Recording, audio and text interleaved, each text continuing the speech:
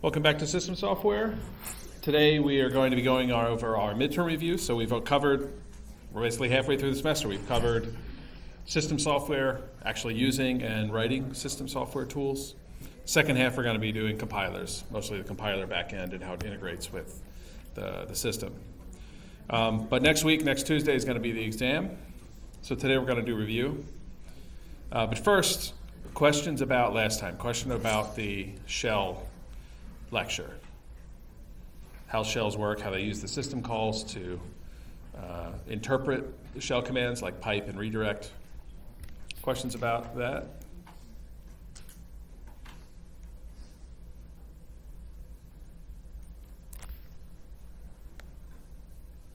Okay, let's do the homework. So there were just two questions. They're all found in the lecture notes. So one, what are the basic steps of a command line processor? I gave two, yeah. That's not the right homework? Oh, I'm sorry about that. I updated. I'm sorry. Because that homework was old. I'm very sorry. I'm very sorry about that. I forgot to update that. Oof. Well, if you submitted something, you get 100 anyway, right? It's not graded for correctness. So the homework, you already get it. Sorry about that. So I had started copying this web course because people were like, I don't want to have to go to the website. And then I screwed myself, basically. Okay, well, the first question is the same, right? So what are the first steps of what are the basic steps that I gave you in the shell interpreter?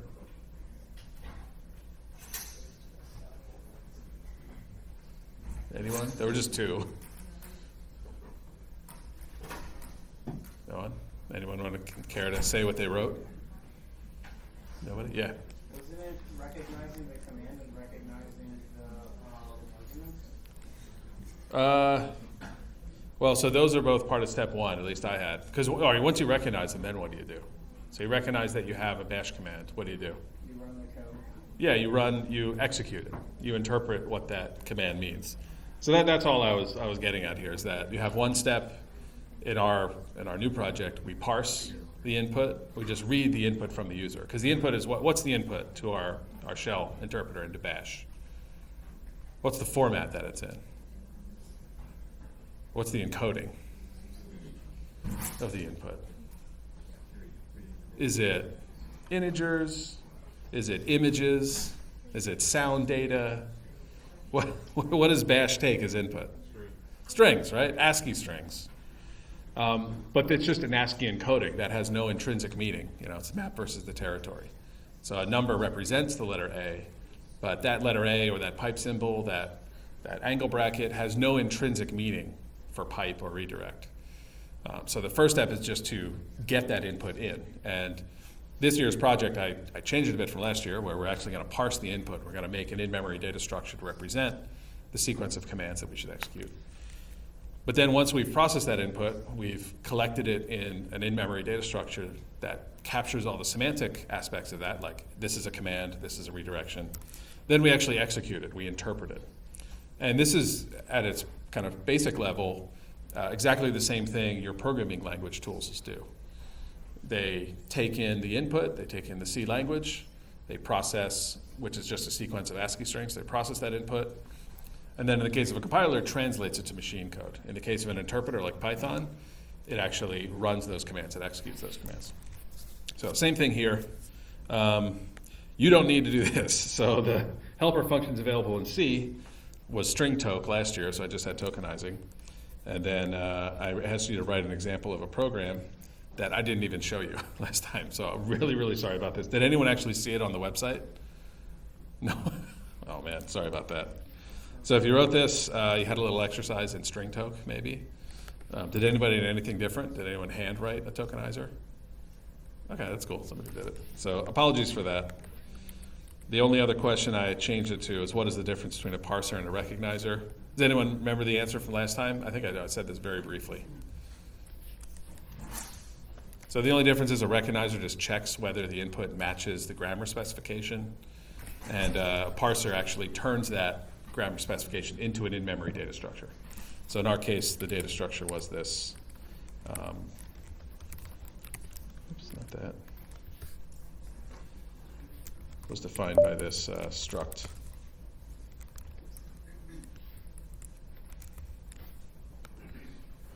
Was this data structure. So this is the data structure that stores the commands that the user gave us. But in order to get this structure, we need to parse the input, because the user just gives us a sequence of ASCII characters. How do we know what are the command name and arguments? How do we know what's the redirect in and out? How do we know it's the pipe? That's the parsing step, is recognizing what those characters are, and then taking the information, the actual text, and populating this data structure. That's the parsing part. Questions on that? It's probably, if you've never done any language processing stuff, it may seem weird or why do this, but it's because we all naturally kind of resolve the map territory problems in our head. We don't think when we're speaking or using symbols that they represent other things. Our man just automatically understands what they represent, as far as I understand. So, but here we're making a machine do what humans sort of do, which is recognize symbols and interpret their meaning. Okay, questions on the homework?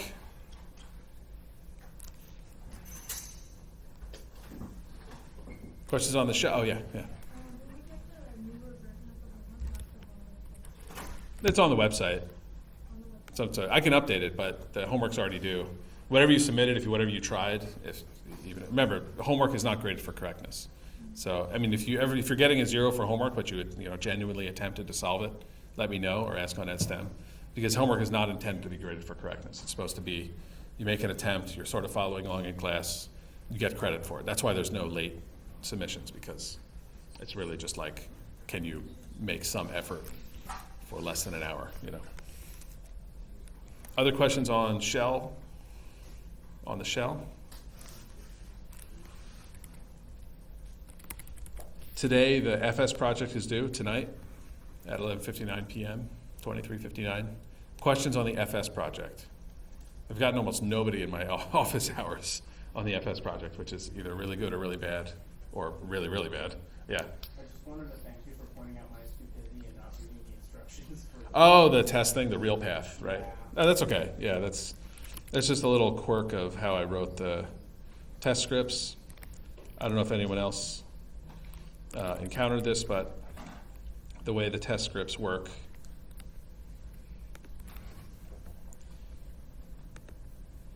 is you pass in a path to your executable, and this real path tool, all it does is it takes a file like hello.c. If I say real path hello.c, it turns a relative path into an absolute path. That's all real path does. And that way, because these scripts will change directories, if we use a relative path, well, it's going to be relative to that new directory we've changed to. So that's why I wrote it this way. So where you give it the absolute path to the script. Do we need to put the path in instead of saying real path might find? No, you say real path. The real path tool will do that for you. It's a tool that will. It's like it's an actual program that somebody wrote. They print the resolved absolute file name. That's all that was. So, other questions on the FS project? Everybody was good on the FS project? Yeah.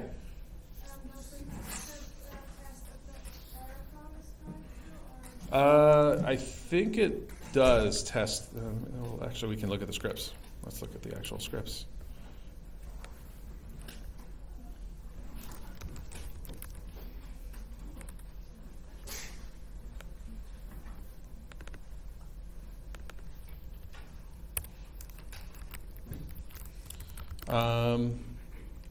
Yeah, so it tests whether the error code given is actually right. So for most of them, it's supposed to be 0 for success. So, except for the first one, I think the first 1 or 2 are the only ones where it actually checks for exit code 1. But if you just use the exit failure, where is this? If you just use exit failure for the error condition, it should be right. Does that make sense? Yeah. Is there any guidance on or does it even No, the error message, no. Okay. No, so Like, make it make sense. you don't even have to put an error message. So I think I say it here, error messages are optional, but should only be written to standard error because we don't look at them. Okay. So that's the benefit of standard error versus standard out. And then also when you're like, when I'm testing it and I like hit tab complete, it puts that extra slash there and then it prints it with that. That's not gonna happen with the actual. Yeah, the test cases won't do that. I think I mentioned this as well. Do I not mention this? I think you did. Okay. Yeah, we just won't test it like that. And I think the find tool actually has the same problem. Yeah, find tool actually has the same. I don't even know if you call it an error, but it's sort of like an error. But yeah, I'm not going to actually test that.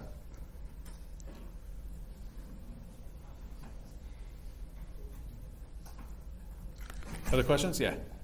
I did exit 1 instead of exit failure. Is it the same thing? I'm testing exit 1, yeah, on this, at least on this system, and I think on Eustace, exit failure will just be 1. Yeah, it's a macro that's 1, yeah, so it should be the same, yeah. I always get nervous that my stuff isn't like saved to the grading repository. Okay, Like, is the best way to check for that doing like the cloning of the? yes, do the self-check. Okay. So that's also in here. I gave you the instructions to do this in the Hello project. I didn't want to like repeat it. So here, this is literally for your username. This is literally what we run to get your project. So if you run this is exactly what we're going to see. So just like any distributed version control, like you go on GitHub or GitLab, that if you're cloning from there, that's exactly what people are going to see. So if you push all your code to there, and you want to distribute your project, this is the same thing. So there's no web courses or any special submission system. We just literally use Git version control to do this. So yeah, use this.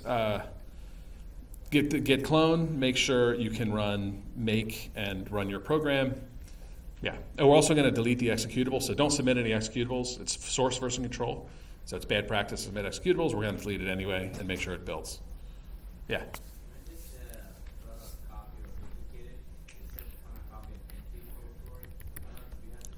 Sorry, say again? When you did which? When you did this one? Yeah. Oh, that means you didn't submit. You're right. That means your repo is empty. But I did the git portion and like when I check it, it's like when I check git log and git status, everything's fine on my git. Well, so it might be submitted to your local repository, but it may not be pushed, synchronized to your remote repository. So remember, with distributed version control, everyone has a copy of the repository. Push and pull synchronize commits. Commits just add to your local repository. Push and pull synchronize those commits. And so our grading server is nothing more than a remote Git repository that you push commits to. So if you run push and it works, you should double check if you run push and it works. Double check that push works. So you can commit all day long to your local repository. That won't do anything to the remote one. But yeah, and so if you go back to the VC project, it will walk you through if you can't push anymore. So if you've already pushed at some point and you have some old repository there, but you deleted your local one, that repository still exists remotely. So you can clone it rather. You can clone it and then start editing there. You don't have to start over by deleting your local repository. In fact, you can. Same thing on GitHub. You can't make a new repository and then push over the entire history on GitHub or your company's project or whatever. That would be bad. Like pushing a new transaction history to your bank probably would not be happy with that. Yeah. So I submitted it once with I pushed once without the extra credit and one with the extra credit. But did I need to do that like with the link? Do I need to do that twice, or can I just push? If I do it once, can I just push again? So the question is, do you need to do the special push, the push with set upstream? You only need to do this once. So if you look at this instruction, so this is back to the VC project. This whole section of creating your repo and setting up the remote repo and pushing, you only need to do this once for the whole project. So once so the thing is, I don't know if Git even supports it, but in order to actually make this link between the two and set, if your repository doesn't exist yet, then there's like nothing to synchronize it with. So that's why I have you do push and this set upstream just says locally, my remote repo is at this address, or is this remote repo that you set up. So you set the URL here, and then you tell Git, okay, this branch matches the remote repositories branch, also called master. But yeah, you only have to do that once to establish that link between your remote repos branch and your local repos branch, if that makes sense. So you could do this, I think you can do this multiple times. It probably won't affect anything, as long as the URL is the same. But when you pushed the bonus after you did the regular one, you didn't push a different repo. It's the same repo, you just made additional changes that weren't in the earlier version of it. Questions? Other questions on FS project? So if you ever do any professional coding, you'll almost certainly encounter source version control and have to deal with these concepts of changes versus entire copies of a code base. Questions on questions on FS? Everybody's good? Good to submit tonight? All right. Let me just quickly also go over the proc project again. So this is making this my shell. Go over the lecture to see the grammar, but really you're just, once you have the lecture is given to you, so you just get each token of the input for you. So if you have a command like this, every time you call the lecture, you're going to get ls, then slash, then the pipe symbol, then wc. Same in this case, you'll get cat, then the redirect symbol, then file. That'll give you them one at a time, and you just need to process that into this in-memory data structure. You just need to populate in this in-memory data structure. And I've given you helper functions to do that for you. You just call add command, and it'll give you new one of these structures that you can then populate with the information from the input. So that code is given to you. This lecture is given to you. You write the parser. I've given you a starter code for the parser. It's in the lecture. So it starts parsing part of the input, so you can see what I mean by reading in a token, by populating that in-memory data structure.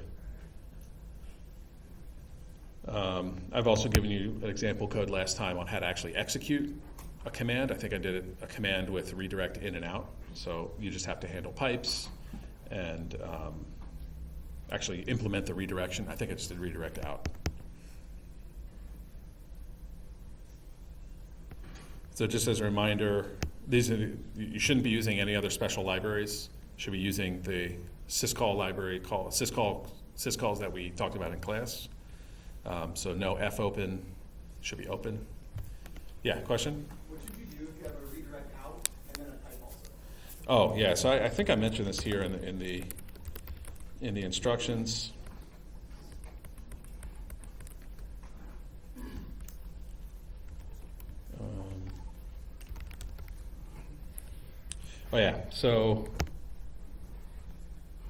So we're only going to we're never going to test that case. So we're only going to test redirect in for the first program and redirect out for the last program.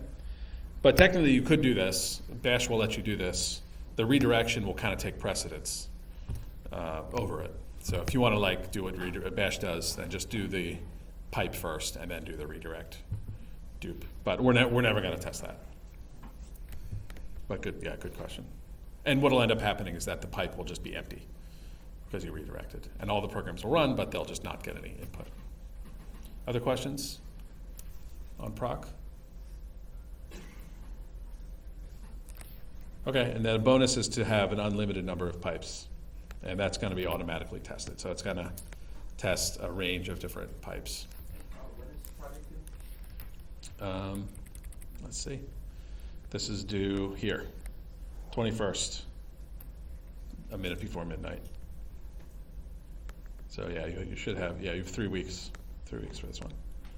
All right, other questions on projects, homework? All right, let's get into midterm review, but let me first take attendance. Okay, so let's go over midterm. I don't have an exact practice midterm for you, but homework questions, lecture notes, coding exercises, projects, that's where I'm drawing the material from. There's no new information that wasn't covered in class at some point. Format is going to be this: 13 multiple choice, 6 short answer, 1 long answer. So that'll save you a little coding, but it is kind of a long coding exercise. This will make my GTAs a little happier in the amount of grading that they're going to have to do, because they got to grade this long answer, because there's like partial credit on these. So, all right. So the topics are, just what we covered in class, and I'm just gonna, unless you have other specific questions, I'm just gonna kind of go over the general topics that could be on the exam. I think I have the exam mostly done, and so I'll try to make what I tell you relevant to what's actually going to be on the exam, although may not be finished yet. But all right, let's get into it. Let's go. We'll start with file systems. So, what makes the Unix file system hierarchical?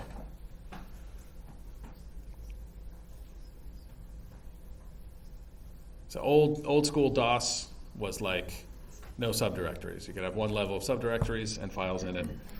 How does the Unix file system achieve this unbounded hierarchy? Yeah. Since they're in trees, you can go to subdirectories, and that there will be a main home directory that you can go to the other subdirectory. So what's a subdirectory? How do subdirectories work? What are directories in the Unix world? They have pointers. Yeah, they're effectively like pointers. So are directories files or not files?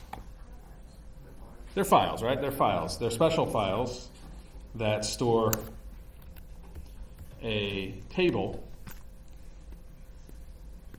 So there's no literal tree data structure, at least no pointer tree data structure, no linked list style data structure in the file system. I mean, it's effectively the same thing. But what is in this directory file? What does the table store in the Unix directory file? What is it? Inode numbers, and what else? Pointers to the subdirectory. No, there's no pointers. So there's inode numbers. That's effectively a pointer to the data on disk for the file. Name, yeah, exactly. So directory files are nothing more than a table mapping names and inode numbers. And so the name is not part of the data of the file. The only way a file gets its name in the Unix file system is because of directory files. If there are no directory files, there would just be inode numbers, and there'd be no files by name. And the way a subdirectory works is I can have my hello.c file in here. I can also have, because directories are just files, they also have an inode number. I can have a listing to a file here. I mean, my directory doesn't have to know whether this is a directory file or a regular file, doesn't care. But I can have an entry here for another inode number, and that subdirectory, if it is indeed a directory file, it also has its own table mapping name and inode number. So maybe this is some random inode number here. Who's going to make up numbers? So this is where the hierarchy comes from, is that there are special directory files that just map name to inode number, and because directory files are still just files, they can appear in another directory's directory entry table. Questions on that? And so when it's when you have a subdirectory in a directory file, that's a child, and conversely, the directory that has the other directory files entry in it is the parent. But this is where the pointer comes from. Actually, it's not the name of it, it's the inode number. So this points to data on disk, which records this table. This name is not stored with this table, or does not have to be stored with that table. The name solely comes from the directory file. Questions on this? Yeah. Where is the inode number for the directory itself? That's a good question. So if we have some directory here, there's no name here. Where is that inode number stored? How do we get to this directory? Yeah. Okay, that's a good point. It is in dot, yeah. So there's always a dot and a dot dot directory.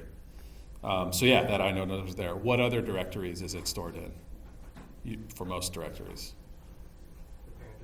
The parent directory, yeah. So in order to actually access this folder, there must be some other directory file that stores, so if this is 165, there must be some other directory that has an entry for this directory. Is that true for all files? Do all directories have a parent directory? What directory does not have a parent directory? Root. Good. Okay, yeah, root. So there's one kind of master directory table called root, where everything you can reach every file in your file system from. What's the parent of root, or what's the dot dot directory for root? Itself, yeah. That's how the Unix designers resolved every directory having a dot dot folder. They just made a cycle for the root. All right, questions on this? So the dot dot is root itself, or? For root, the dot dot folder is, so let's say this is my root folder here, and my root folder has inode number 1, then dot dot is also going to be 1. Whereas for this directory, dot dot is going to be inode number 1. That's the parent. So this is a pointer to the parent. But for root and root only, this is ugly, but the dot dot folder points to itself for the root. Questions on directory? So this is where the hierarchical structure comes from. So just like a lot of stuff we see in this systems stuff, we have a pretty simplistic, simple to implement data structure, creating kind of a rich abstraction out of it. So same thing with like pipe. You have this simple in-memory data structure with 2 file descriptors. Now we can do sophisticated I/O stuff. We can build programs out of other programs.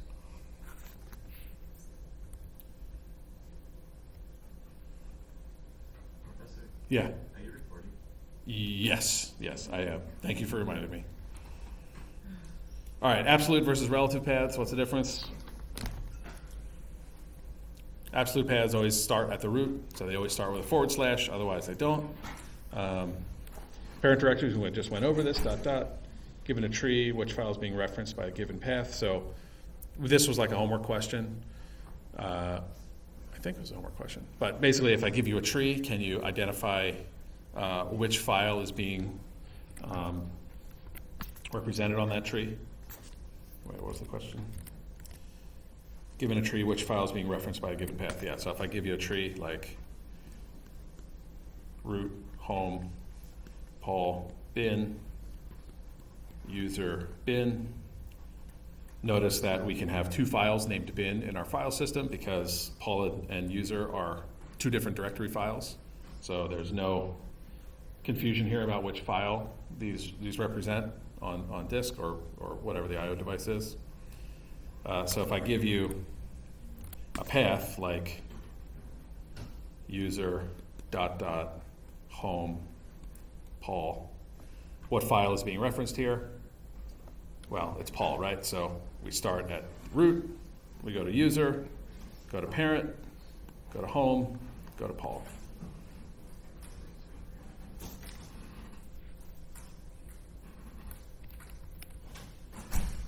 And draw a file system tree. So if I give you a series of paths, that was like homework 2 or 3 or something. All right, any other questions on file systems? Yeah. If I draw a file system tree, do you care if it's the right format, or do you mind like more abstract tree? It can be an abstract tree. So everything's got to be like text entry for the exam as an artifact of doing it on web courses in person. So I don't think you can use however format makes it clear to you.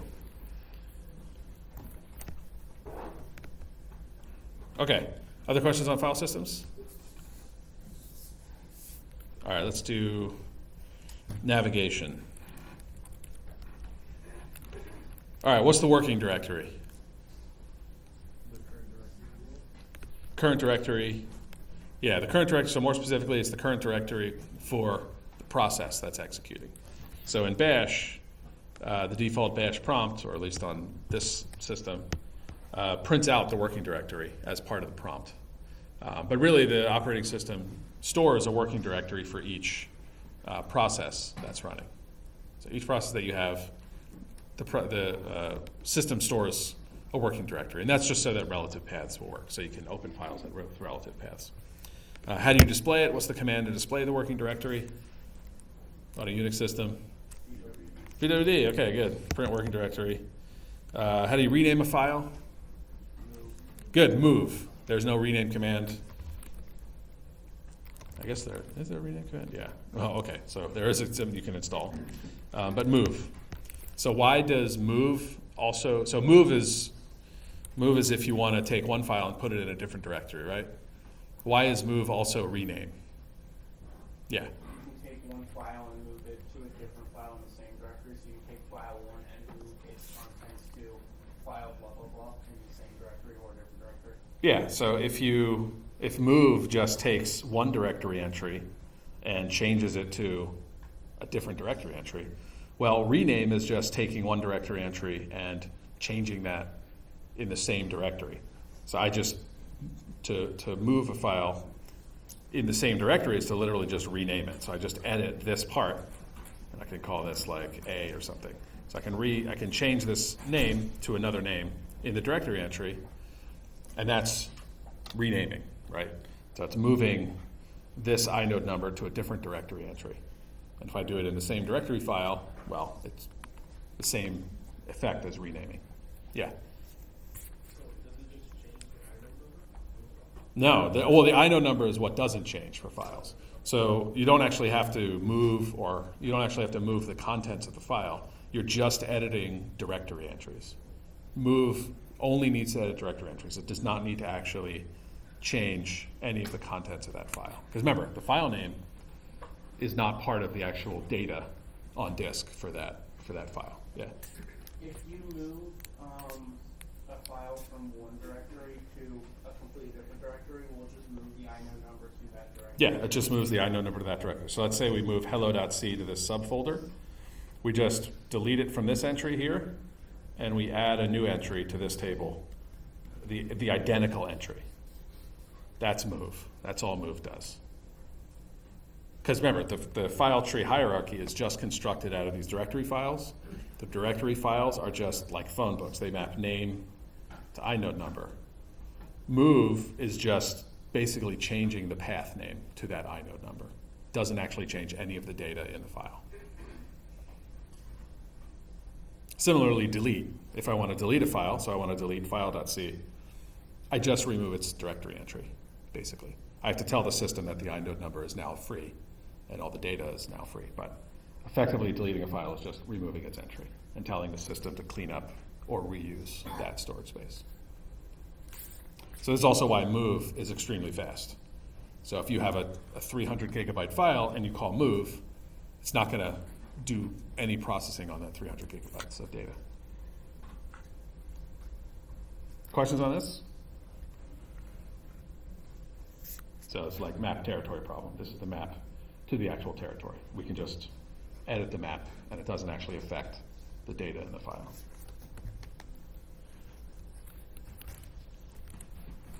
Tab completion. What's tab completion? Yeah, it's autocorrect on the command line. What Unix standard? Well, Unix standard command will show you the text of a file. Several answers. Cat will do it. Less. grep technically shows you some of the text. What does grep do? Yeah, it searches within a file. So grep actually operates on the data within a file. So if I say grep hello for hello.c, then it's going to give me all the, so here's cat showing me all the text of this file. Here's grep returning by default. It returns the entire line that matches this regular expression, that matches this pattern. First argument is the pattern. Second argument is a file or series of files. Yeah. This might be a little late back to this. What's the difference between with quotations or without quotations? So this is about the command line processing. So if I were to try to search for something with spaces in it, like grep hello world, grep, the bash command processor is going to think world is the second argument. So quotes are part of the grammar for bash, that is part of the syntax of your input, and this will be treated as a single token in the language. It'll be treated as a single argument. So if I say grep hello world, hello.c, now it works as expected. That's all the quotes. That's partly what quotes are used for for the command line. But that's about command line processing. Yeah. So if we just ran grep hello, would look for hello in the contents of every single file in the directory? By default, grep without any arguments just reads from standard in. So this is the Unix, the standard I/O philosophy. So by default, without any other options, grep by default reads from standard in, writes to standard out. So if I just start, and standard in is what when I'm running from bash through a terminal? It's a terminal, right? Because bash is standard in is the terminal, standard out is the terminal. So whatever processes it forks will inherit that standard in and standard out unless it does redirection. So yeah, that's how grep works, and a lot of these standard tools. All right, so we have this bash process running. It has a working directory. How in bash do we change the working directory? Let's say we want to change it to our home directory. CD, yeah, change directory. So sort of a obscure way to say CD, change directory. Unix command to delete a file, RM for remove, and we already kind of went over this. How does the implementation of deleting a file work? At least on the standard tool for remove. How is that implemented, or what's the efficient way to implement that? You just delete the directory entry, right? You don't actually edit the disk at all. You don't edit any of the data on disk. Instead, just like malloc, you free that inode, and then the file system knows that all of the data that inode was pointing to on disk can now be used and reclaimed for other files. All right, any questions on navigation?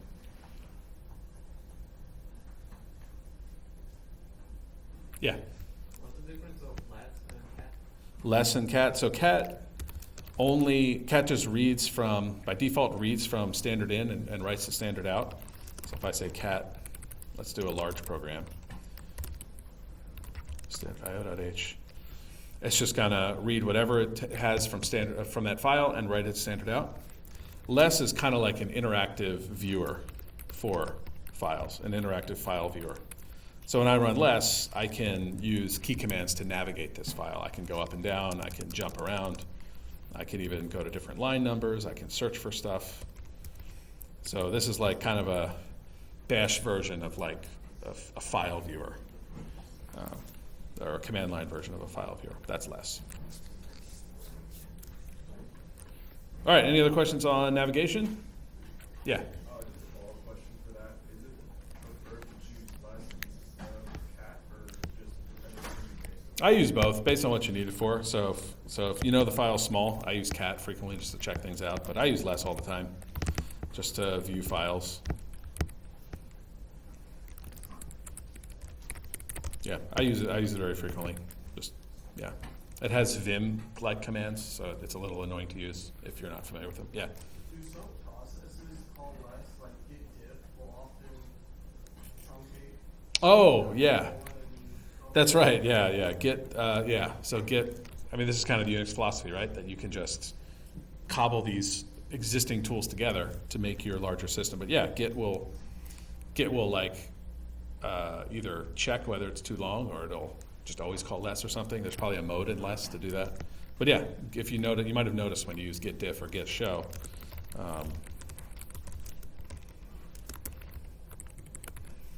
It'll like automatically pop up less for you. That's probably configurable. You can probably like change that or something. I'm not sure. But yeah, interesting question. Other questions on navigation? All right, process abstraction.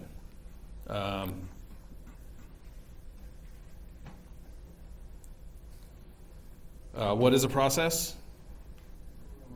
Running program, good. I guess how does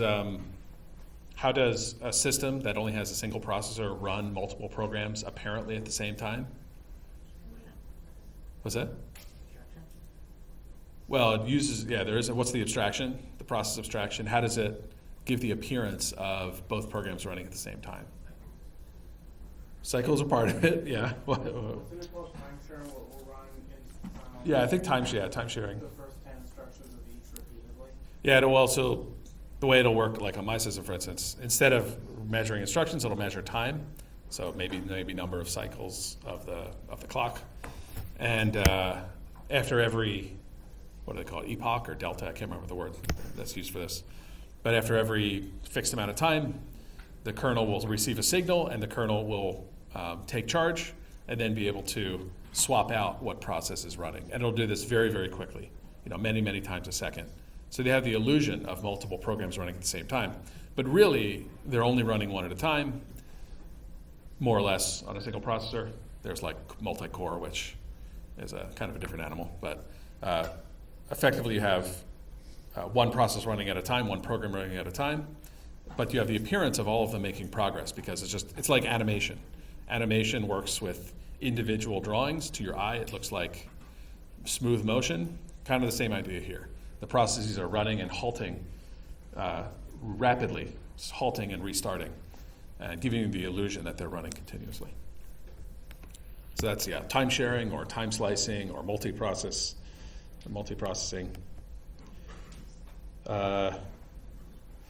So on the command line, let me make sure I covered all of these questions.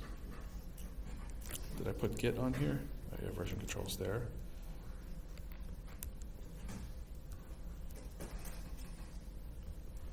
What's a command to list files in a directory? There's a couple that we looked at. ls is one. Any others? Find. You're actually implementing a version of find for FS. What's the difference between cat and echo? Yeah.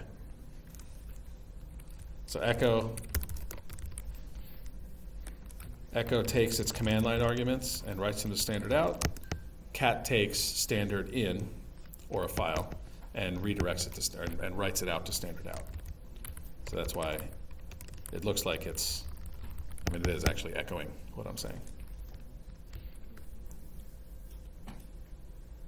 Okay, let's do more processes. So processes in bash.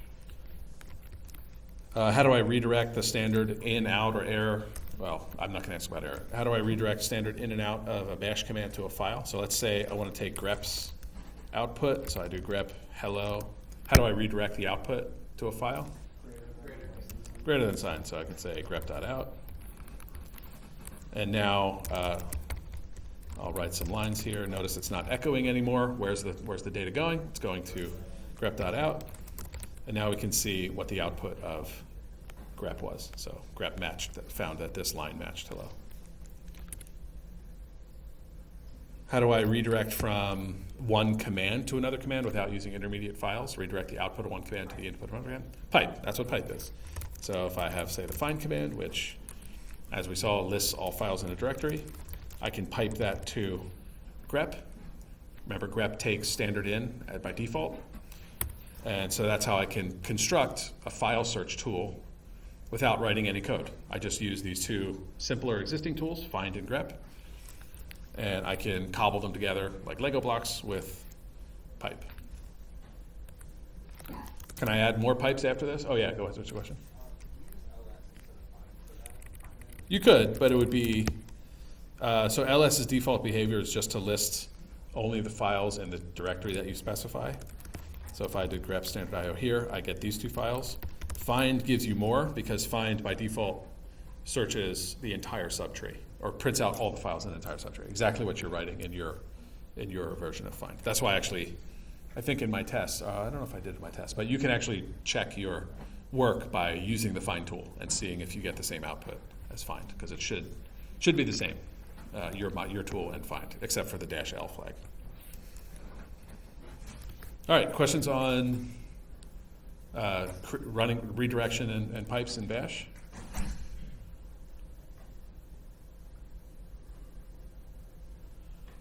All right, the editor. How do you edit files in Emacs?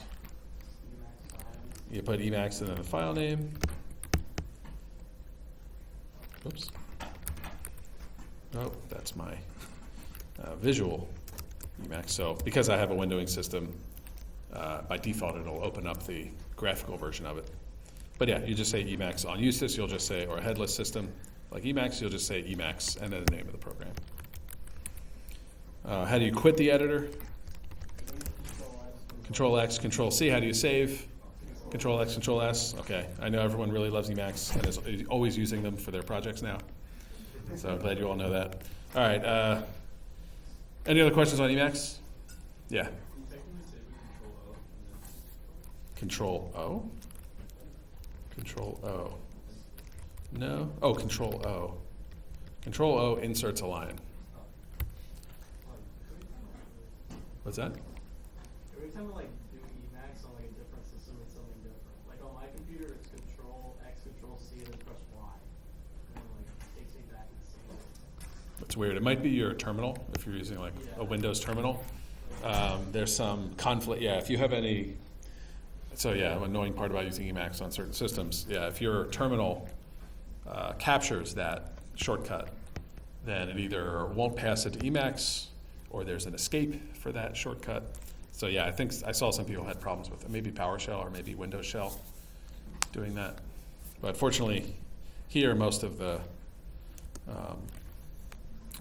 on this terminal, most of the shortcuts don't conflict with Emacs, because Emacs has a lot of almost every key command with control has some meaning in Emacs. All right, other questions on Emacs? I guess you're all extremely familiar with it, so you're really excited about it, so that's why I don't have any questions. Okay, build automation.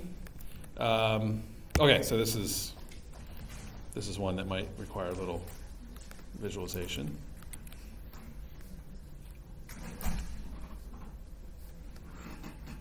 Here's our kind of template and an example of a build rule.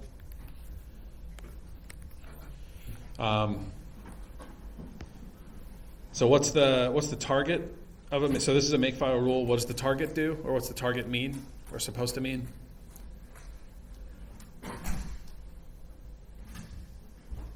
And takers?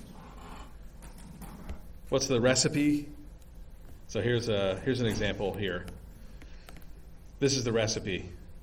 What's the recipe part used for by make? It's what it runs, yeah. It's the sequence of commands that runs when that build rule is triggered. What is the target supposed to represent? Well, that's how you can run that target. But the target is supposed to be the thing that gets generated by the rule. So this is like the output of the rule. The target is the thing that gets generated, the file that gets generated. And what about the prerequisites? So what do the prerequisites mean? What's that? Yeah, the files that need to be created or that need to exist in order to build this file. And so what make does is it looks at these files and sees whether if main has already been built, then it looks to the prerequisites and says, all right, are any of these updated? Or do any of these need to be generated? If they do, then rerun the rule. Otherwise, don't rerun it. That's how make, even with its fairly simple concept, can implement vast, complicated, incremental build systems. So the target is the file that's supposed to be generated by the recipe, by the rule, by the recipe. The prerequisite are the kind of inputs to that recipe that are supposed to exist before we generate this file. And then the recipe is what gets run in order to take these files and turn them into this file. So that's probably another way to put it that I didn't quite say before, is that these are like the inputs to the rule, these are the outputs of the rule, And this is the recipe for turning the inputs into outputs. That's probably a clearer way to put it that I probably should have said before. Yeah. So in order to check if one of those needs to be updated, you said they each have like a timestamp that you think compares to time. Yeah, so these are, so by default assumes that all of these targets and prerequisites are files on the file system. In the file system, if you remember, one of the pieces of metadata that all files store is timestamp, when they were created, accessed, and changed. And so, yeah, the way the make tool works, it just uses stat, just calls stat, checks the file timestamps, and says, all right, if any of these timestamps are newer than the target, that means I need to rerun the rule. If all of these files are older than the target, I don't have to rerun the rule. So that simple behavior allows you to build incremental compilation and do all sorts of fancy stuff. So if you look at the starter code I gave you for proc, I have I run a tool that actually generates C code for you that you use. So there's like several levels of dependencies. And make will manage all that for you and give you kind of the least amount of stuff you have to rebuild in order to recompile your whole project. Okay, so that's the pieces of a makefile rule: target, recipe, and prerequisite. Target's the output, prerequisite's the input, recipe is how you generate the target from the prerequisite. By convention, what does clean do? So you can see here it removes main. Why main? Why do we remove main? Compiled files? Oh, what's that? The compiled files? Yeah, the compiled stuff that was generated. And so this works together with source version control. So the philosophy is that you only have to store the kind of blueprints for building your software. And so you put your source code in there, you have your kind of orchestrator for builder, which is the make tool. It takes the blueprints, your source code, and builds the actual software. And so you don't need to store the software. You just need the rules for building it and the actual blueprints, the source code for that software. All right. So yeah, I may ask you various things to do with makefiles. Nothing too onerous. So I might ask you something like, here's an existing makefile, add a clean target. Or here's write a makefile that will do this, build hello from 2 source files. And there's several ways to write that. There's the simplest way is this, which satisfies the program. I may give you, say, a buggy makefile that you have to fix. I may give you a makefile and then you have to explain, what's the target, what's the prerequisite, what do these do? Okay, so yeah, you may or may not encounter makefiles in your life. They are still widely used, but the concept of a build system you will absolutely deal with if you're in any professional software development. All right, any other questions on makefiles?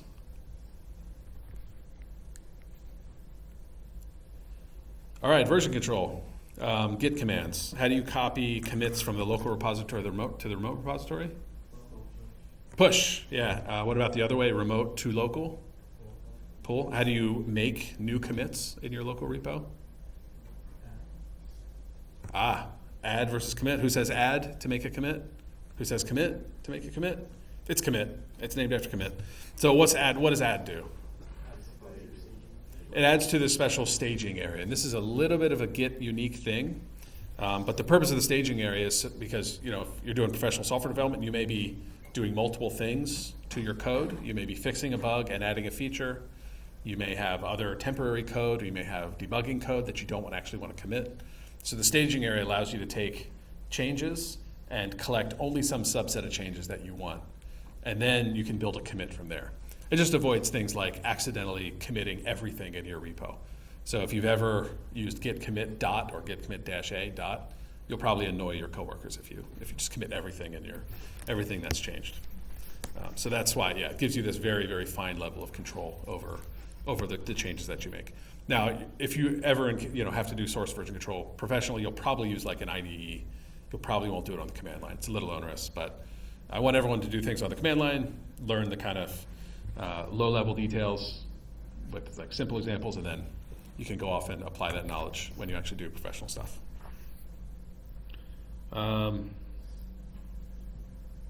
Okay, so here's a slightly obscured question. What git command creates a log of the change to a staged file into the local repository? So git status, so this creates a log of the change to some staged file to the local repository. Maybe the prepositions are a little confusing there. So status will show you it'll show you several things, but one, it'll show you if you have untracked files, it'll show you if you have staged files. But how do I add a new change to my local repository? Adds to the staging area. How do I add a change to my repository? A new log entry. You're looking perplexed by this obscure question. It's just commit. That's what commit does. Commit adds to the log, right? So I kind of worded this like differently to describe. So yeah, git log will just show you the commit history.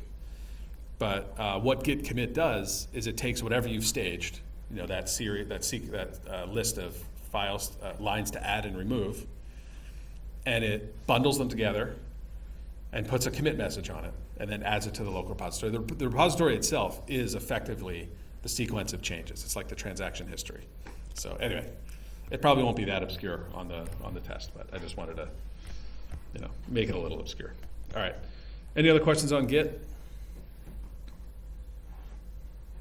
And there's a homework where it's just like you have all the commands listed out and what part of the Git system they change.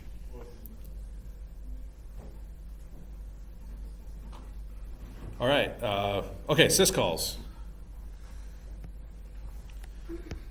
So this is all like coding examples. So you can look at these and review the corresponding lectures for these. So in syscalls, there's just examples here for opening, reading, and writing files. So remember, when you're writing code and we're talking about syscalls, we're talking about file operations. We're talking about the syscall versions in this class. And the descriptions of them will reveal that. So syscalls work with file descriptors and bytes. The C library calls work with file structs and different types of data. So you have like string data, for instance. But yeah, this is the open syscall. So yeah, how do you use open to open a file given in this path? Well, this is given. There's lots of examples of this given in the code. So you can just search for the open call, and there'll be many examples of this. I can't remember how much I asked of this, but so what does the create flag do? If anyone remembers, what's that? Say again? Yeah, creates a file if it doesn't exist. What about truncate? Yeah, it effectively, it doesn't. It deletes the file effectively, but what it does is it zeroes out the file if it exists. So it's like creating a new file even if the file exists. That's what trunc does. And trunc is there's a command called trunc. That is not it. Oh, is that trunc? Oh, truncate. Sorry. There's actually a tool called truncate, which will change the size of a file. So you can if you just say truncate to 0, you're effectively telling the system that none of the data on disk, you free all the data on disk, so that this file is now size 0. So that's why it's called truncate. Truncates the file to 0. You don't have to worry about the permission stuff. I never asked you about that, so you can just copy whatever I had, or omit it if you want.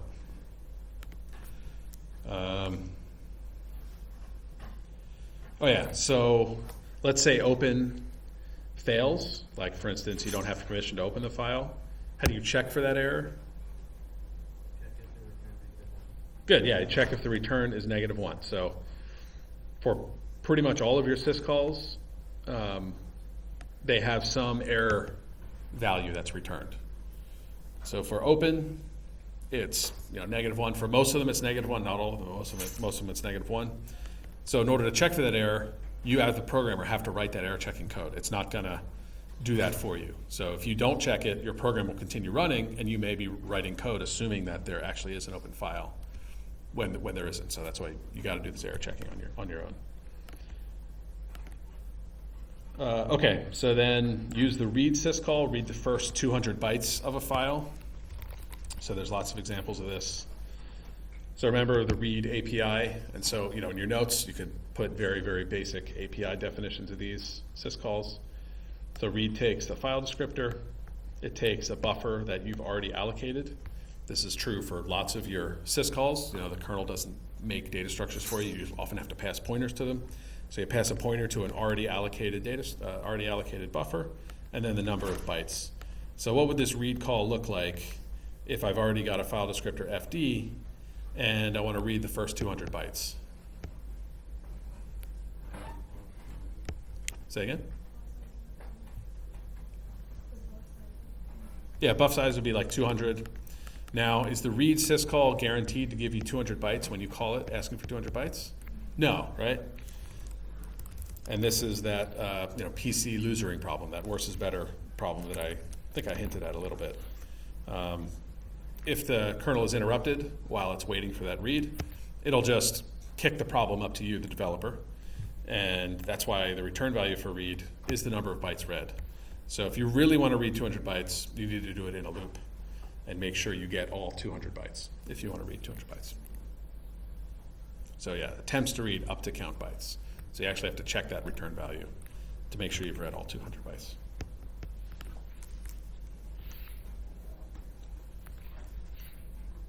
Okay, so what syscall can you use to find size, hard links, other metadata about a file?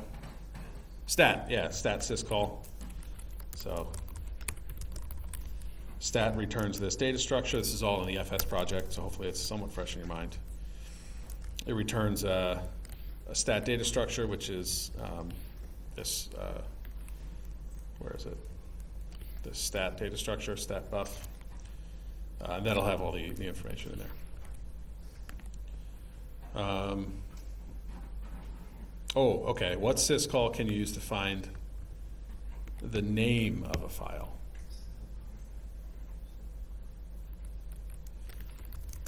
So strictly speaking, so first of all, what file gives a file a name? How does a file get its name in the Unix world? From a directory file, right? So if you've got an open file, you're going to have a hard time figuring out what the name is, right? Because it's not actually stored in the data. So this is a little bit of a trick question. I'm not going to actually ask this on the exam, but you would have to do something like get the inode number from stat and then just like search the file system for a file that points to that inode number. One other artifact of this file system approach is that I can have the same file appear in multiple places with the same inode number. These are called hard links. So there may not be just one name for a file. There may be multiple names for that file. So this is a little bit of a trick question because the file name is not required to be stored in stat or with the file, or with the actual data of the file. So just a little test of the knowledge of the directory stuff. Oh, I better speed up. Write a code symbol that will print all files in a different directory except do not print. Yeah, this is the FS project. So I've given you code for this. This is the directory entry stuff. This is in this same file, so dir.c. And then pipe system calls. So we just went over this the past couple of weeks. So use standard syscalls to create a new process that runs the ls command. This is all in process creation. So this is just using fork and exec. So there's an example here, fork and exec. That's using syscalls to create a new process and then run ls. Does fork run a new program? Does fork execute a new program? No. It just duplicates the process, makes a new process. Does exec create a new process? No. It just replaces the machine code memory segment with a new program. Same process, and then resets the state of the process. Okay, so fork, what does fork return? Depends on which process it is. So when you call fork, you immediately get a copy of the process. In the original process, the new process ID is returned. In the new process, 0 is returned. So that's why you have the same program. The same program can do different things, even though it's the same program, because fork returns two different values. So that's why they have this standard pattern of calling switch on the return value of fork, and then case 0, if the return value is 0, we run this code. Yeah, otherwise, we run this code. And then, yeah, I'm going to ask you about like pipes. So writing a program that opens a pipe and reads to it or writes from, and then being able to combine all of these, like in shell. Open a pipe, use fork exec to make two programs, and pass data between them. Also using redirection. So what's the syscall for redirection? Well, not quite. Pipe just creates a new file in memory and then gives you two file scripts. Yeah. Arrow is how you own bash. So how does bash implement redirection? Yeah. Dupe. Yeah, dupe or dupe2. Dupe2 is how you actually change, you move or copy one open file descriptor to another file descriptor like standard IO. And this is all in redirection, shows you how to redirect standard IO. Pipes shows you how you use pipe to create a new pipe, and then if you want to redirect IO through that pipe, you use dupe2. So you can see the full examples here. So those are all there. So just take a look at those. It's the same for FS and for the proc project. Yeah. So on the exam, would you want us to like replicate that entire like fluff code, or like more of a pseudo thing? I'd want you to get as close as you can to the real C code, as close as you can get. So try to have the right algorithm and the right ordering of things. But if it's not exact compilable C, that's okay. All right, everyone, a minute over. Apologies for that. So, all right, see you all on Tuesday for the exam. And I will have paper. Bring your laptops for it. But if your laptop dies, I will have paper exams. If you're an SAS, you'll get paper exams as well. All right, everyone, have a good one.